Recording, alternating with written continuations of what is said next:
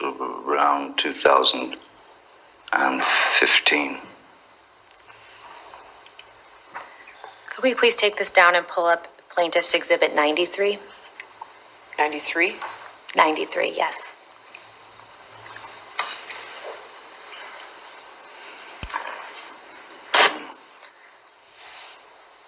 Mr. Depp, what is this a photograph of?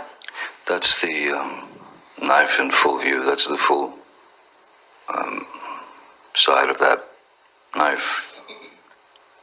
Plaintiffs would move Plaintiff's Exhibit 93 into evidence as well. Objection. All right, 93 in evidence, you can publish to the jury.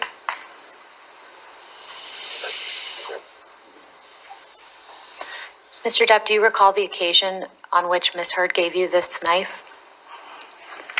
I don't recall exactly the occasion, whether it was my birthday of 2015 or if it was a Christmas gift. We can take this down, please. Thank you. Mr. Depp, I'd now like to show you what's been marked as Plaintiff's Exhibit 65.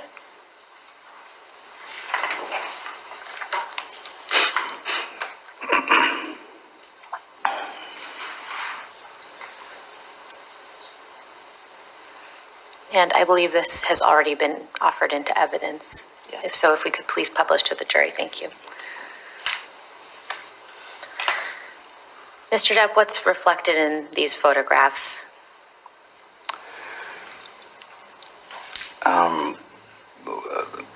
There were some scratches. Another altercation, and there were some mishearded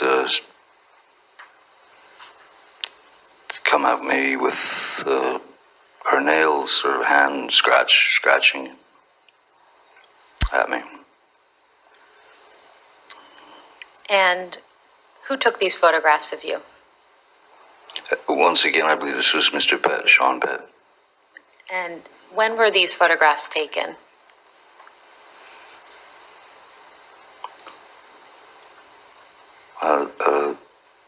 Seems to be Christmas, or 10 days before Christmas, the 15th of December 2015.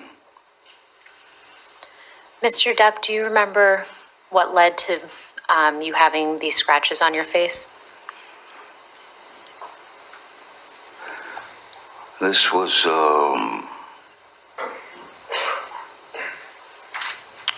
yet again another confrontation where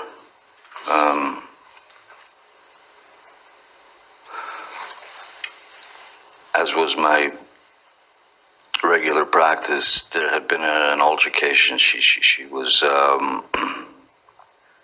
she had some rage issue with me, and I remember that I was trying to go to my corner, as it were, which is I was going into my office in penthouse 3, which is upstairs. And as I was approaching the door to my office, Miss Heard ran out of the master bedroom, our bedroom, and started just throwing wild punches at me, at the back of my head, at the side of my head, at anything that she could connect with. And I had to, I would have to show you sort of how I tried to avoid the attack. Please do. If it's all right, John. Yes, yes, sir. If I'm walking this way to the door of my office, the bedroom door is where you are. I'd walked across the mezzanine there, and as I'm approaching the door, suddenly I'm just getting clobbered from behind, and one's natural primal instinct is to kind of duck and cover. So I ducked and covered, but they didn't stop. So I came up this like this, sort of protecting my face, but at the same time, with her arms swinging wildly, I put my arms out and I was able to get her into a bear hug or something, just to stop her from hitting me anymore. And while holding her in that position, she was still trying to, she had her legs, she could kick, she could knee me, and so she was still kind of very angry, very animated. And it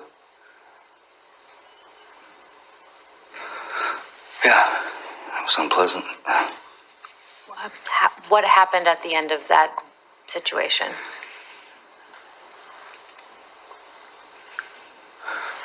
Because of the grabbing of the arms and holding them to her sides so that I didn't receive any more blows,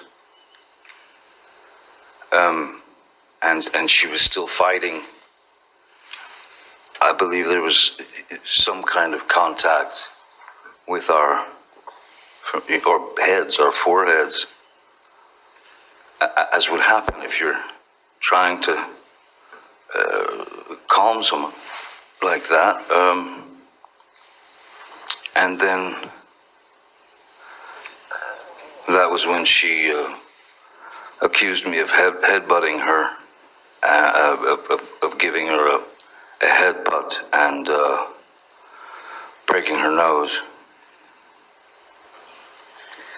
But there was no blood. There was no. I didn't hit her nose. If there was anything at all, it was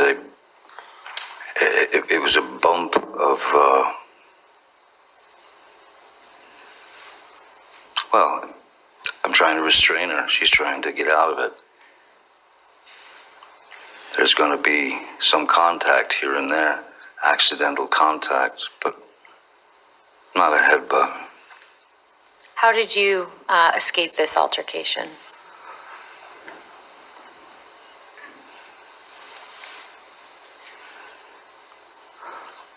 After she'd made the remark about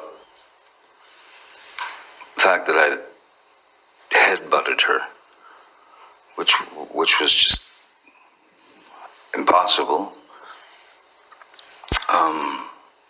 she split. She huffed off. I let her go. She huffed away, and she was gone for about 7 or 8 minutes. And then when she came back, I was in the bedroom of Penthouse 3, our bedroom. And she came back about 7 or 8 minutes later, and she had a Kleenex or a tissue to her nose.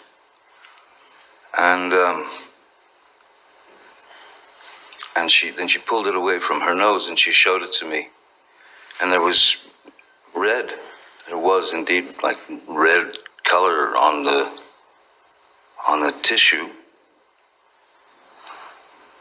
But me, I know that there was no connection to her nose. No part of my body made connection to her nose or eyes or anything like. So she said, she took it away and she showed it to me. She said, "Way to go, Johnny, you broke my nose. You broke my nose." And I knew I hadn't, so I said, you go into sort of placation mode, which is, "Oh my God, let me see, are you okay? What happened? Let me see." And she wouldn't let me see anything. And so I just tried to calm the situation as best I could. All the while, I was waiting for her to dispense with that Kleenex because I didn't trust it. And so I waited, and when she dropped it into the wastebasket in her bathroom, or in our bathroom, and left the room. Went somewhere downstairs, I think, I don't know. And then I pulled the Kleenex out of the trash bin, and I inspected it pretty closely and realized that it was nail polish. It was nail varnish or polish. Mr. Depp, shortly after December 15th, 2015, where did you and Miss Heard go for the holidays?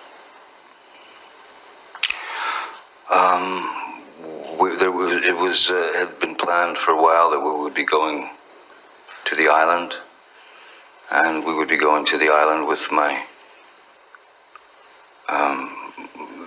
kids, Lily Rose and Jack, and Lily Rose's boyfriend at the time,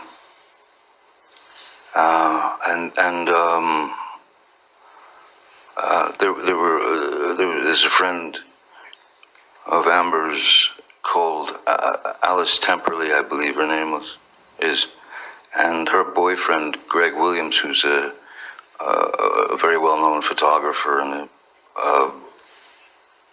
both very nice people, and their kids were going to. She told me they were going to be coming to the island, and I thought, okay, great. And so yeah, that's where we went for the holidays. And what happened on the island in December 2015?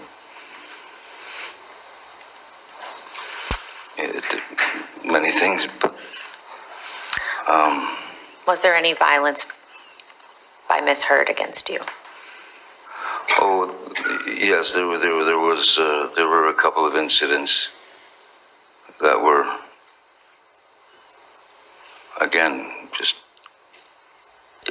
each time